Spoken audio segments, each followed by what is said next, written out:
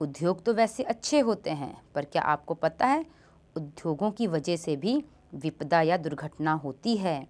मैं आपको एक दुर्घटना बताती हूँ जो कई सालों पहले भारत में ही हुई थी। बच्चों ध्यान से सुनो। उद्योगों में दुर्घटना विपदा मुख्य रूप से तकनीकी विफलता या संकट उत्पन्न करने वाले पदार्थों के बेतरतीब उपयोग के कारण घटित होती है। भोपाल में 3 दिसंबर 1984 को लगभग ये एक प्रौद्योगिकी दुर्घटना थी जिसमें यूनियन कार्बाइड के कीटनाशी कारखाने से हाइड्रोजन साइनाइड तथा प्रतिक्रियाशील उत्पादों के साथ साथ अत्यंत विषैली मिथाइल आइसोसाइनेट MIC गैस का रिसाव हुआ था। 1989 में सरकारी सूचना के अनुसार 35,598 व्यक्तियों की मृत्यु हो गई थी। हजारों लोग जो बच गए वो आज भी एक या अधिक बीमारियों जैसे अंधापन, प्रतिरक्षा तंत्र विकृति, आंत्रशोथ विकृतियों आदि से पीड़ित हैं। तो बच्चों 23 दिसंबर 2005 में चीन के गाओ कायो के चोंगिंग में गैस कूप विस्फोट से 243 लोगों की मृत्यु तथा 9,000 लोग दुर्घटनाग्रस्त हो गए थे और इन स्थानों से 64,000 लोगों को विस्थापित किया गया था।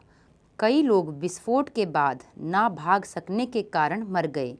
वे जो समय पर भाग पाए उनकी आंखें, त्वचा और फेफड़े गैस से क्षतिग्रस्त हो गए थे।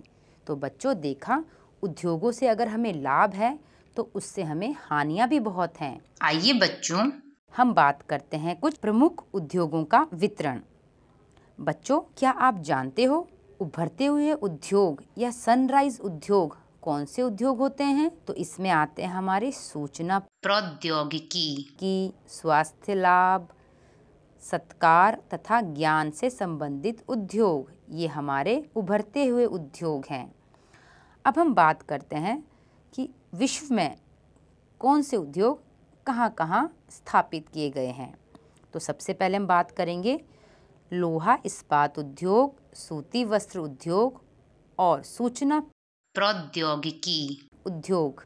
लोह इस्पात उद्योग और वस्त्र उद्योग काफ़ी पुराने उद्योग हैं, जबकि सूचना प्रौद्योगिकी उद्योग एक नया उभरता उद्योग है जिसे मैंने आपको अभी बताया, सनराइज उद्योग के नाम से भी जाना जाता है। आइए बच्चों उन देशों के बारे में जानें जहां लोह इस्पात उद्योग अवस्थित हैं, जैसे जर्मनी, संयुक्त राज्य अमेरिका, चीन, जापान और रूस। वस्त्र उद्योग भारत, हांगकांग, दक्षिणी कोरिया, जापान और ताइवान में संकेंद्रित हैं। सूचना प्रौद्योगिकी उद्योग के मुख्य केंद्र मध्यवर्ती कैलिफोर्निया के सिलिकॉन घाटी में और भारत के बेंगलुरु प्रदेश में है। तो बच्चों हम पहले बात करेंगे लौह इस्पात उद्योग की। बच्चों अन्य उद्योगों की तरह लौह इस्पात उद्योग भी बहुत से निवेश, प्रक्रम और निर्गत शामिल हैं। ये एक पोषक उद्योग है जिसमें उत्पाद अन्य उद्योगों के लिए कच्चे माल के रूप में प्रयुक्त होते हैं।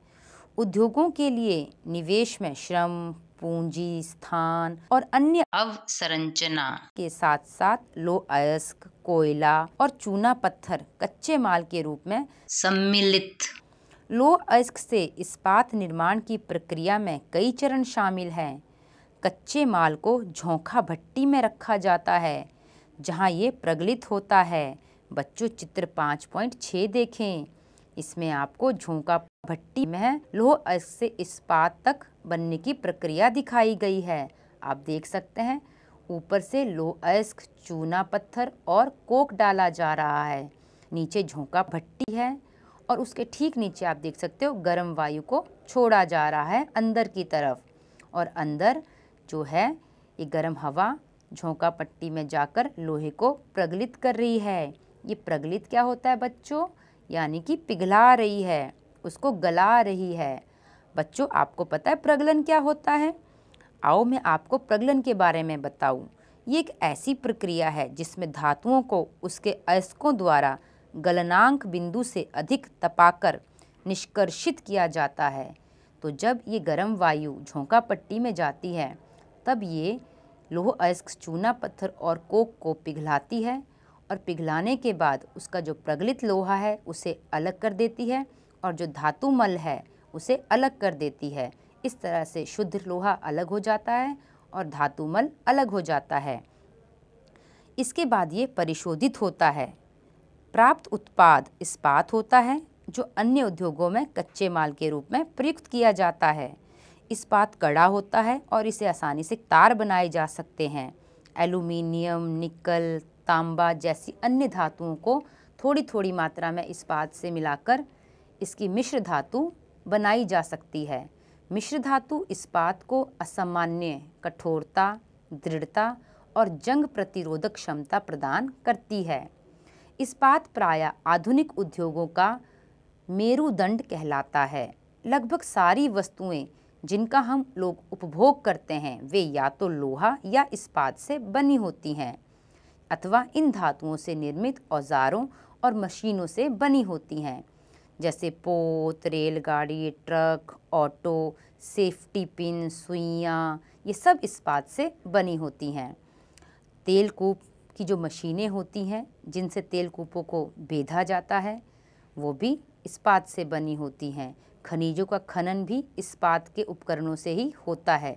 कृषि के यंत्र भी इस्पात के बने होते हैं।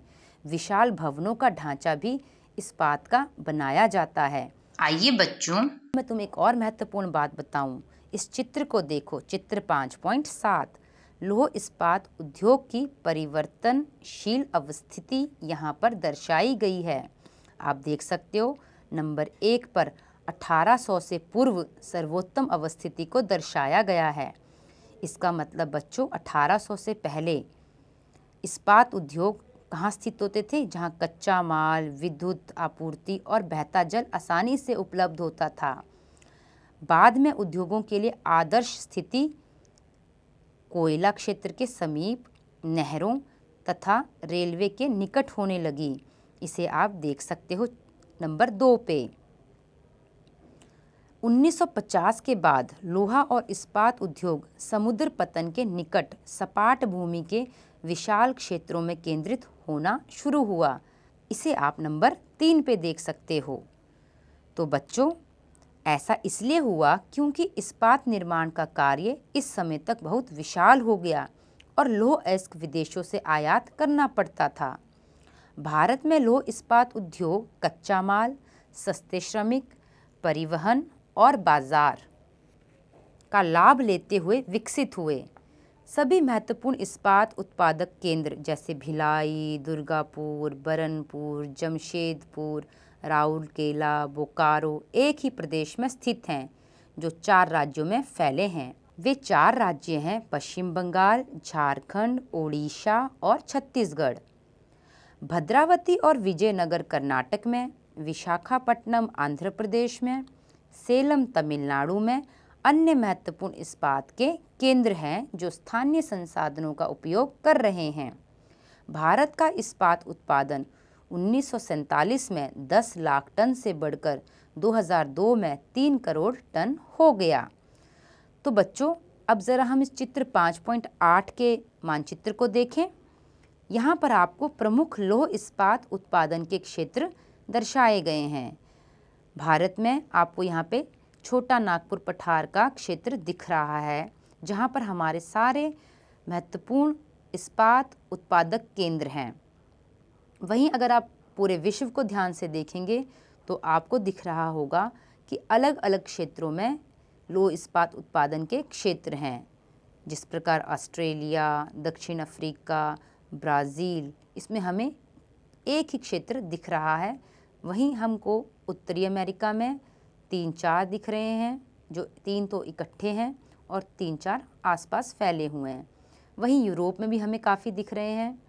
जापान में भी एक है, चीन में भी 2-3 हैं, एक रूस में भी है।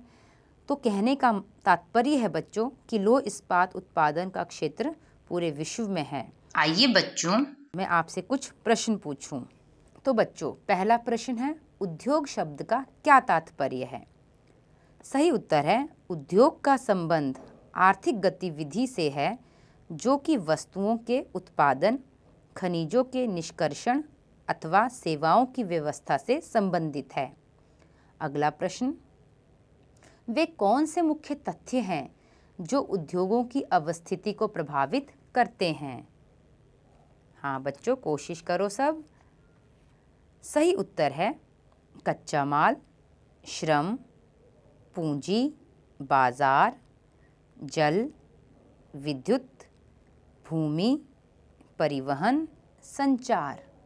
अगला प्रश्न, बच्चों कौन सा उद्योग प्रायः आधुनिक उद्योग का मेरुदंड कहा जाता है?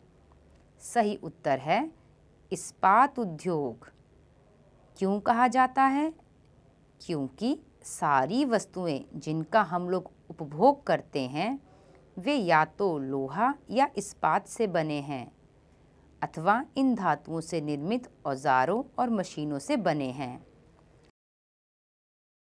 अगला प्रश्न, भोपाल औद्योगिक दुर्घटना कब घटित हुई थी? विकल्प है दिसंबर 1984, जून 1984, सितंबर 1985 या जुलाई 1985। सही उत्तर है दिसंबर 1984।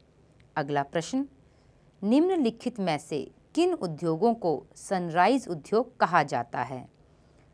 ऑप्शन है सूचना प्रौद्योगिकी उद्योग, शिक्षा से संबंधित उद्योग, चिकित्सा उद्योग, सूती वस्त्र उद्योग।